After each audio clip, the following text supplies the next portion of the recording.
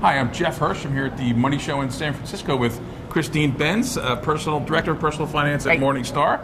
And you are talking about people approaching retirement. Maybe they should start thinking about de-risking. I'll do air quotes, which I hate. De-risking your portfolio.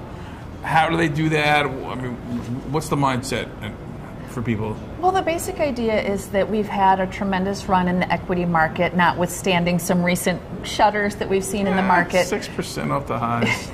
Right. It's been a good market for a long time. Meanwhile, we're all 10 years older.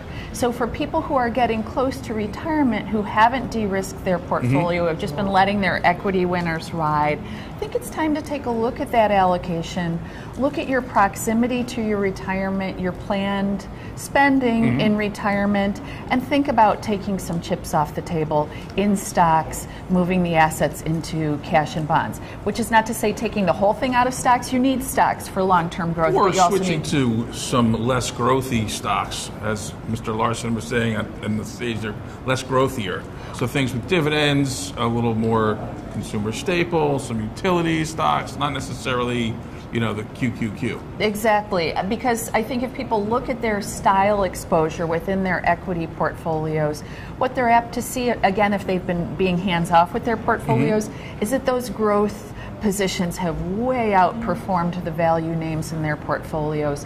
So it might be time to look at whether some balance is in order there.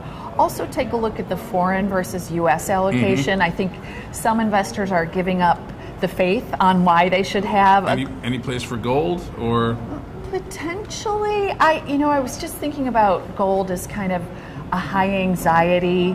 People usually have low position size in gold, but it creates a lot of anxiety, maybe more than it actually supplies in terms of a benefit in an equity market shock. So I would put it sort of in the category of nice to have versus must have. So you were saying not necessarily selling things per se to shift into to rebalance or get into some less riskier stuff. What do you think people should be doing as an alternative to just selling, creating transaction costs? Yeah, it really depends on the type of accounts that you're looking at. If you are repositioning your IRAs, obviously there aren't any tax costs to do some repositioning there. So as long as the money stays inside of a tax-deferred account, you're okay.